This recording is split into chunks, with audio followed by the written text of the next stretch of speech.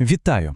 А ви колись замислювалися, що давній міф про створення світу і війну богів може бути насправді про нас із вами, про той вибір, який ми робимо кожного дня?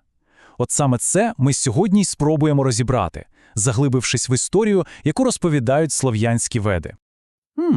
Цікаве питання, правда? І знаєте, відповідь, яку пропонують веди, вона виходить далеко за межі звичних нам уроків історії. Вона веде нас углиб, до самого початку часів, до моменту, коли Всесвіт тільки зароджувався. Отже, почнемо з самого початку. Як же, згідно з ведичною традицією, з'явилося все, що нас оточує? Так от, усе почалося не з якогось там великого вибуху. Ні, усе почалося з бажання. Тільки уявіть собі, існує безмежний духовний світ, і якась частина його мешканців, духовних іскор, раптом захотіла чогось нового, нових вражень, нового досвіду. І от саме для них, щоб задовільнити цю жагу до пізнання, Всевишній і створив наш матеріальний світ. І що найцікавіше, саме слово «всесвіт» на це прямо вказує. Це ж буквально місце, куди всіх вселили, тобто простір спеціально створений і заселений тими самими душами, що шукали нового досвіду. Все дуже логічно. І це не було так, знаєте, раз і все готово. Це був цілий процес. Спочатку Всевишній створює таку собі платформу. З неї виходять промені світла, а в них незліченна кількість світових яєць. І ось в одному з таких яєць і формується наш світ. І саме його Всевишній заселяє духами. Тобто наш Всесвіт – це лише одне з безлічі творінь, а наш світ – малесенька частинка величезної космічної системи. Тепер перейдемо до часу. І тут теж усе непросто.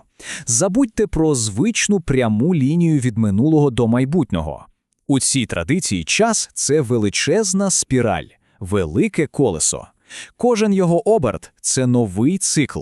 І кожен такий поворот несе із собою свої епохи, свої виклики і, звісно, свої можливості. І кожен такий цикл часу ділиться на 4 великі епохи, або, як їх називають, долі. Вони змінюють одна одну, наче пори року. Починається все зі святої долі, це такий собі золотий вік. Потім іде срібний, бронзовий і закінчується все 4-ю долею, залізним віком, добою деградації. І отут найцікавіше. А де ж ми зараз у цьому циклі? Згідно з ведами, ми живемо якраз у найтемнішу залізну епоху. Звучить не дуже оптимістично, еге ж? Але веди кажуть, що наш час абсолютно унікальний, бо всередині цієї темряви є рідкесне золоте вкраплення. Період у 10 тисяч років, який дає неймовірний шанс на духовний розвиток. Такий собі промінчик світла в темряві. Добре, з космосом і часом наче розібралися. Але все це, знаєте, лише декорації. Бо справжня драма, справжня історія починається з вибору. І цей вибір роблять не люди, а боги. Саме тут зароджується конфлікт, який назавжди змінить світ. Отже, дивіться, що відбувається. Є 2 князі – Рус та Індра, і вони обирають собі духовних вчителів. Рус обирає Шукру Рахмана, того, хто говорить гірку правду, вказує на недоліки заради розвитку, а Індра обирає Бріхаспаті, того, хто лише лестить, вихваляє і закриває очі на проблеми. І ось цей вибір, ця фундаментальна різниця у цінностях і стає тією першою тріщиною, що призведе до глобального розколу. Ну і як можна здогадатися, такий різний вибір неминуче призводить до конфлікту. І це не просто якась суперечка, це справжня війна, війна між богами. Але тут важливо розуміти, коли ми чуємо слово «боги», не треба уявляти собі якихось ідеальних всемогутніх істот. Ні. Веди кажуть, що це боги нижчого рівня. І вони мають, по суті, ті ж самі недоліки, що й люди. Гординю, гнів, ревнощі. І саме ці, скажімо так, людські риси богів і стають каталізатором страшної війни. А тепер подивіться, як розгортається ця трагедія крок за кроком. Спочатку – обман. Дружина бога Велеса, богиня Діва, обманом схиляє до себе бога Стрибога. Потім Велес дізнається про зраду. Він вважає Стрибога винним і, не розбираючись, жорстоко вбиває його. Але це не кінець. Стрибог перероджується і оголошує війну. І тут дуже важливий момент, на якому наголошують джерела. Він робить це не через сліпу помсту, а заради відновлення справедливості. І ця війна богів, звісно ж, не залишилася десь там, на небесах. Вона мала абсолютно реальні руйнівні наслідки тут на землі. Світ розколовся, і те, що колись було єдиним цілим, розпалося на шматки.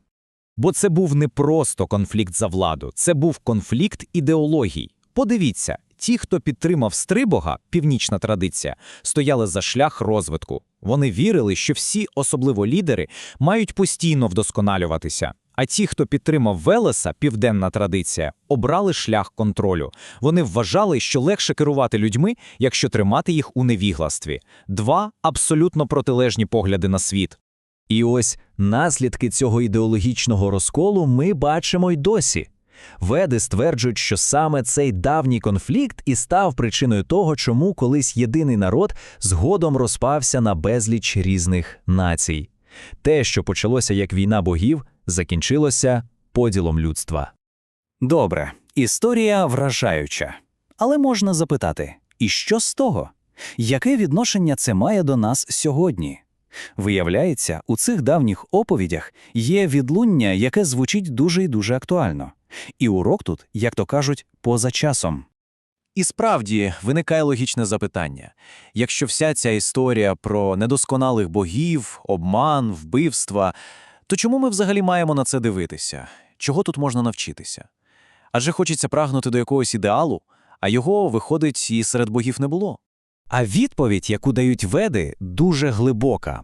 Ці історії – це не казка про ідеальний світ, це застереження. Вони показують, що падіння, деградація ніколи не відбувається раптово. Це завжди повільний процес. Він починається з дрібниць, з відсутності єдності, з готовності закрити очі на зло заради власної зручності. Знаєте, та сама позиція «моя хата з краю». І ось ми підходимо до головної думки. Веди кажуть, справжня проблема не в тій давній війні. Це вже історія. Справжня проблема в тому, що люди не хочуть розвиватися. Тоді і зараз. Ось у чому корінь зла. І виходить, що вся ця міфологія – це насправді величезне дзеркало. Битва богів у минулому – це метафора битви, яка відбувається всередині кожної людини сьогодні. Вибір між шляхом розвитку і шляхом контролю, між правдою і лестощами – це не щось абстрактне, це наш щоденний вибір. І врешті-решт, веди залишають нас сам на сам із цим питанням. Який вибір робимо ми? Сьогодні, зараз? Шлях розвитку чи шлях стагнації? Війна богів, можливо, і закінчилася 1000 років тому. Але вибір, який її спричинив, стоїть перед кожним із нас щодня. І від нашої відповіді залежить не лише особиста доля, а, можливо, і майбутнє всього світу.